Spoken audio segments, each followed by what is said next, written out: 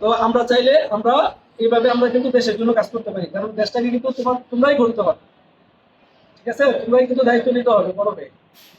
তো school banking এর মূলত মেইন উদ্দেশ্য সেটা হচ্ছে তোমাদের মধ্যে সঞ্চয়ের অভ্যাসটা গড়ে তোলা এবং আধুনিক ব্যাংকিং এর সাথে পরিচয় করানো, চাষ নিজেদের পরিচয় করানো। তো আমরা চাই তোমরা ব্যাংকিং এ আসো, আমরা আছি, আমাদের কৃষি ব্যাংক তোমাদের পাশে পাশে আছে, সর্বাত্মক হেল্প পাবো ইনশাল্লাহ।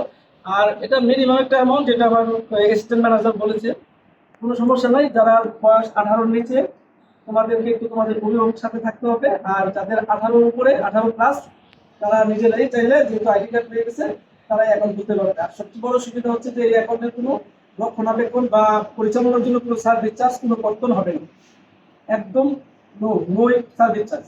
আর পাশাপাশি তোমরা নর্মাল যে সেভিংস এর রেট আছে তার চেয়ে 1% বেশি লাভ পাবা।